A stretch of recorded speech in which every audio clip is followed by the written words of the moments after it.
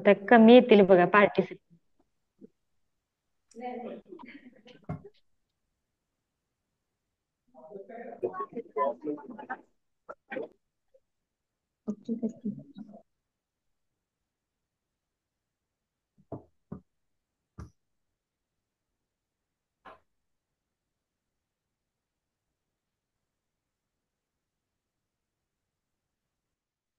पहिले सांगतो.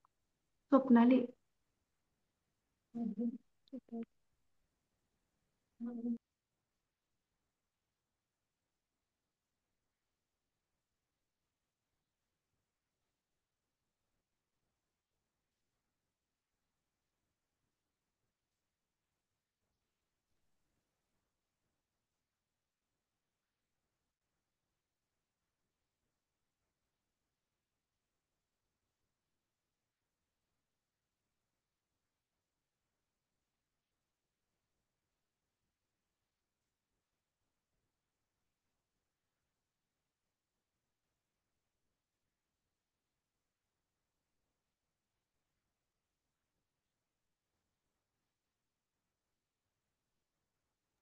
Hello. Sir join झालेत sir. Join. Okay okay. Okay.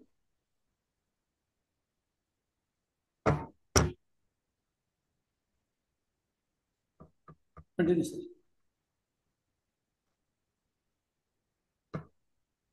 I think host change केलाय. ओके. हां थँक्यू. करा सर.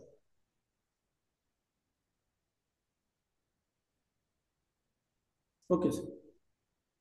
तर आपला जो प्रोफेसर आहे तो कसं चूज करायचा याबद्दल मी थोडं सांगत होतो.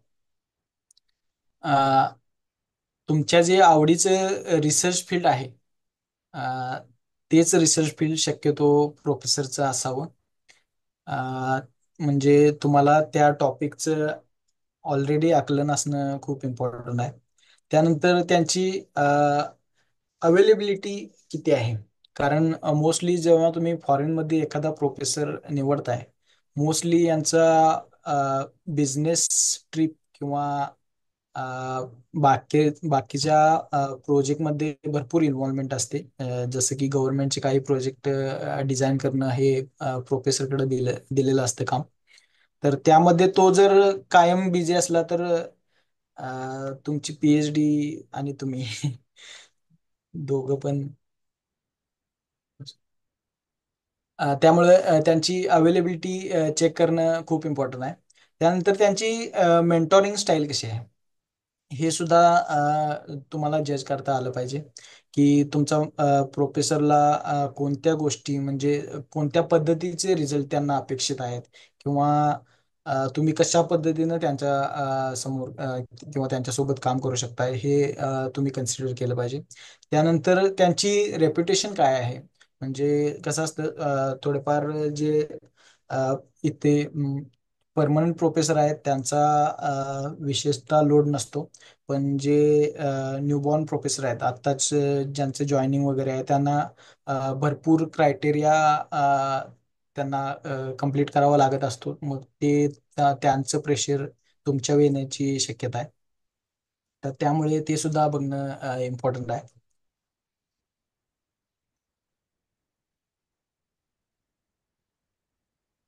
तर how to approach the professor. त्यासाठी तुम्ही एक चांगला ईमेल क्राफ्ट करणं खूप इम्पॉर्टंट आहे. त्या ईमेलमध्ये तुम्ही तुमचे ग्रेडिंग किंवा अ, अ, त्या बाकीच्या तुमचं इंट्रोडक्शन असेल या गोष्टी तुम्ही त्या ठिकाणी मेन्शन करू शकताय. तुमच्या एज्युकेशनबद्दल मेन्शन करू शकताय किंवा तुम्ही जर एखादं रिसर्च वर्क कॅरी केलं असेल तर त्याबद्दल थोडंफार त्यांना तुम्ही आयडिया देऊ शकताय. त्याच पद्धतीनं तुम्हाला त्या ईमेलमध्येच तुम्हाला तुमचा CV और रिझ्यूम अटॅच करायचा आहे. त्यानंतर एक कव्हर लेटर असणं खूप इम्पॉर्टंट आहे. सोबत तुम्ही तुमचं ॲडिशनल मटेरियल जसं की तुमचा रिसर्च पेपर असेल. त्यावेळी माझे 2 रिसर्च पेपर होते मास्टर्सला असताना त्यावेळी मी ते ॲड केले होते. ते एक तुम्हाला ॲडिशनल बेनिफिट देऊन जातं की प्रोफेसरला एक कॉन्फिडन्स येतो की जो स्टुडंट अप्लाय करत आहे त्याला ऑलरेडी पब्लिशिंग प्रोसेसबद्दल माहिती आहे आणि तो रिसर्च वर्क कॅरी करू शकतो इंडिव्हिज्युअली किंवा इंडिपेंडेंटली त्याचा तो रिसर्च वर्क कॅरी करू शकतो. हा एक कॉन्फिडन्स तुम्ही प्रोफेसरला त्यावेळी देताय. आणि सोबत तुम्हाला जसं की मी सांगितलं, मी IELTS दिली होती, इंग्लिश टेस्ट लँग्वेज. तर त्यामध्ये चांगला बँड मिळाला होता मला. ते एक ॲडिशनल तुम्हाला बेनिफिट मिळू शकतं. कारण IELTS जी लँग्वेज आहे ते तुम्ही सांगायला विसरलो थोडं, पण त्यामध्ये त्याचं बेनिफिट तुम्हाला जसं आहे तसंच प्रोफेसरला किंवा इन्स्टिट्यूटला सुद्धा आहे. कारण तुमचा जो बँड असेल त्यानुसार तुम्हाला किती ट्युशन फी भरायचं आहे हे सुद्धा त्यावरून ठरवलं जाते.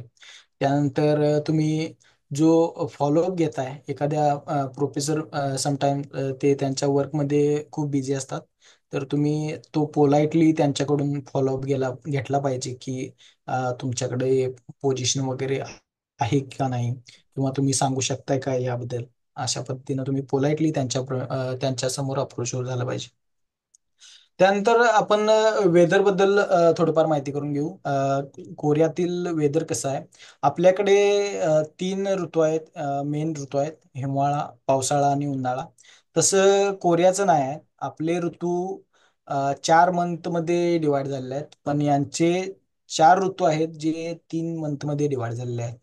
तर स्प्रिंग आहे, त्यानंतर समर आहे ज्यामध्ये भयंकर गरमी सुद्धा असते इथं. त्यानंतर ऑटम येतो आणि विंटर. जसं की आपल्या काश्मीरचं वातावरण आहे त्या पद्धतीचं वातावरण तुम्ही इथं कोरियाचं आहे असं म्हणू शकताय. त्यानंतर कोरियात त्यांची आणखी, कोरिया हा भारतापेक्षा खूपच छोटा देश आहे. म्हणजे महाराष्ट्र एवढा सुद्धा नाही आहे, पण त्यांचं जी टेक्नॉलॉजी आहे किंवा त्यांनी जे टेक्नॉलॉजी इथे डेव्हलप केलेलं आहे, त्यामध्ये त्यांचं सॅमसंग जे आहे ते सर्वांच्याच ओळखीचं आहे. पुन्हा किया मोटर्स जे आहे किंवा हुंडाई कार आपल्याकडे खूप फेमस आहेत. अशा वर्ल्ड लिडिंग कोरियन कंपनीज आहेत ज्या की तुम्ही जर इथे PhD वगैरे किंवा डिग्री कंप्लीट केली असेल तर तुम्हाला यामध्ये सुद्धा जॉब करण्याची संधी ते तुम्हाला देतात. त्यानंतर ही स्लाइड टाकण्यामागचं कारण असं आहे की जर तुम्ही तुमचं काम व्यवस्थितपणे करत असाल, प्रामाणिकपणे तुमचं काम तुम्ही पूर्ण करत असाल, तर तुम्हाला अपॉर्च्युनिटीज स्वतः चालून येतात. तर भरपूर लोकांचं ड्रीम असतं की न्यूयॉर्क बघणं किंवा US ला जाणं, अशा पद्धतीचं ड्रीम असतं. पण मी असं कोणतं ड्रीम कधी मनात ठेवलं नव्हतं की मला इथे वगैरे जायचं आहे. पण माझ्या प्रोजेक्टमुळंच मला इथे जाण्याची सुद्धा संधी मिळाली. मी ॲज अ व्हिजिटिंग फॅकल्टी म्हणून बिंगहॅम्प्टन युनिव्हर्सिटीमध्ये होतो, जी की स्टेट युनिव्हर्सिटी ऑफ न्यूयॉर्कमध्ये आहे. तर या ठिकाणी माझं मेन वर्क जे त्या ठिकाणी मी कॅरी केलंय ते शोल्डर रिलेटेड आहे. तर तुम्ही हा बघू शकताय, PCB बोर्ड आहे आणि त्यावर ते शोल्डर बॉल्स आहेत. तर यावर पुढे पुन्हा जाऊन जी तुमची कॉम्प्युटरमध्ये किंवा मोबाईलमध्ये जी चिप माउंट केली जाते ती यावर असेंबल केली जाते. त्यामुळे हा एक बेस म्हणू शकता. हा चांगला बेस असणं सुद्धा इम्पॉर्टंट आहे. त्यासोबत जे US मेन आकर्षण आहे, स्टॅच्यू ऑफ लिबर्टी किंवा नायगरा फॉल, हे दाखवण्याचं कारण एवढंच आहे की तुम्ही फक्त आणि फक्त तुमचा रिसर्च असेल किंवा तुमचं जे डोमेन आहे, तुम्ही एखाद्या गोष्टीत काम करताय, तर तेवढंच न करता बाकीच्या निसर्गाचा सुद्धा तुम्ही त्याच पद्धतीनं किंवा बाकीच्या कोणत्याही ऍक्टिव्हिटी असोत त्याचा सुद्धा तुम्ही म्हणजे सहभागी होणं किंवा उपभोग घेणं तेवढंच गरजेचं आहे. तर माझी काही ही स्लाइड तुम्हाला शो करत आहे की माझे काही कोलॅबरेशन्स आहेत. त्यामध्ये शिवाजी युनिव्हर्सिटीमधून आहेत, बिंगहॅम्प्टन युनिव्हर्सिटी आता जे मी दाखवलं त्यामधून आहेत, UCLA जी की लॉस एंजलिसमध्ये आहे, कॅलिफोर्निया, तेथील आहेत, जयसिंगपूर कॉलेज, युनिव्हर्सिटी ऑफ ओलू फिनलँडमधून काही कोलॅबरेटर्स आहेत. त्यानंतर पोहांग ही कोरियातील एक चांगली युनिव्हर्सिटी आहे, त्यामधून सुद्धा काही कोलॅबरेशन आहेत. तर इथं जे मराठी लोक किंवा इंडियन लोक येतात त्यांना बाकी इतर सगळ्या गोष्टी सोप्या जाव्या यासाठी काही प्लॅटफॉर्म आहेत. जसं की तुम्ही या स्लाइडमध्ये बघू शकताय मराठी मंडळ कोरिया, ज्यामध्ये आपल्या महाराष्ट्रातील सर्व लोकांचा समावेश आहे.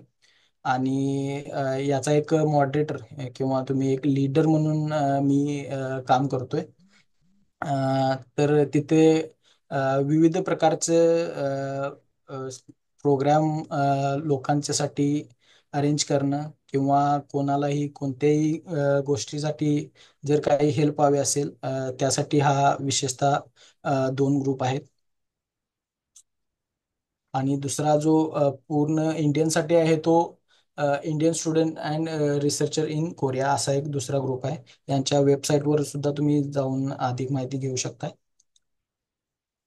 तर मराठी मंडळ कोरियामध्ये आम्ही काम करत असताना भरपूर मराठी लोकांसाठी विविध प्रोग्राम, कारण आपल्याला आपली संस्कृती सोडायची नाही देश सोडला तरी. त्यामुळे गुढीपाडवा असेल, आपलं गणेशोत्सव असेल, शिवजयंती असेल किंवा इथं एक राधाकृष्ण टेम्पल आहे, इस्कॉन टेम्पल आहे. त्यानंतर 15 ऑगस्ट, 26 जानेवारी अशा पद्धतीचं प्रोग्राम इथं असतात. त्यानंतर मराठी कम्युनिटीचा डब्बा पार्टी हा एक आवडता प्रोग्राम आहे, ज्यामध्ये सर्व लोक ज्यांच्या ज्यांच्या आपापल्या स्पेशालिटीनुसार एकत्र येऊन आम्ही भोजन करत असतो. बाकी टाइम टू रिलॅक्स मध्ये भरपूर गोष्टी आहेत. त्यामध्ये फक्त रिसर्चच एवढाच जर केला तर डोकं हँग होईल. म्हणून बाकीच्या ऍक्टिव्हिटी सुद्धा करणं तेवढंच इम्पॉर्टंट आहे. त्यानंतर तुम्ही इथं बघू शकताय की कोरियन कल्चर जे आहे ते मोस्टली BTS किंवा K-पॉप यासारख्या शो साठी फेमस आहे. तर मला सुद्धा तिथं जायची संधी भेटली होती आणि ते सुद्धा मी एक्सपिरियन्स घेतलेला आहे.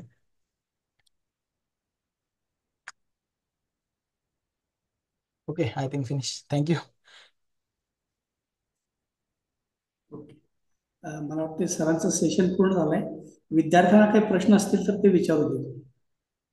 ओके. आपला माईक अनम्यूट करून विद्यार्थ्यांनी प्रश्न विचारावे. जरूर प्रश्न विचारावे. 1-2 प्रश्न तरी एक्सपेक्टेड आहे.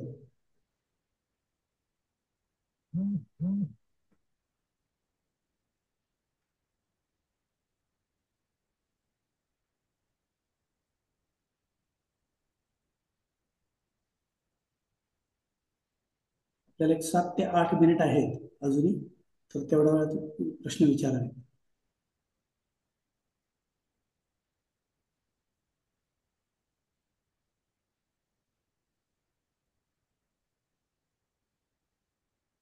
ठीक आहे, मे बी सेशन चांगला समजलेला आहे लोकांनी सगळ्या.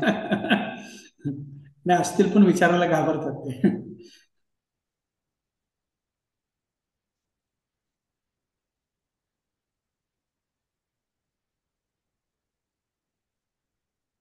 विचारा. नीलम मोरे, वैष्णवी विचारा. मृणाली, प्रणाली, स्नेहल पाटील विचारा. मला माहिती आहे तुमच्या मनात शंका आहे. हे सर तुमच्या तालुक्यातल्या आहेत ना काही मुली यातल्या? ओके. हा, कागलच्याच आहेत.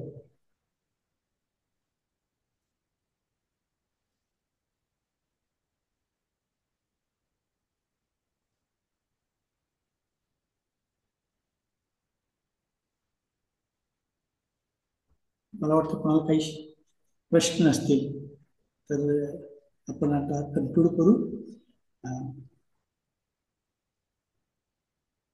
तर आज फार छान माहिती दिली तुम्ही. तर पर्टिक्युलर स्टायपेंड हा एक महत्वाचा इश्यूला तुम्ही हात घातला, ते बरं झालं. कारण मोस्टली सगळे विद्यार्थी हे ग्रामीण भागातले असतात. त्यांना तिथे गेल्यानंतर हाऊ टू सर्वाईव्ह हा एक मोठा प्रश्न असतो. तर स्टायपेंड विषयी सांगितलं महत्वाचं. आणि दुसरं IELTS एक्झाम ही देखील महत्वाची आहे, ती तुम्ही सांगितलं. त्यामुळं या एक्झामच्या माध्यमातून आपल्याला तिथे एंट्री मिळू शकते.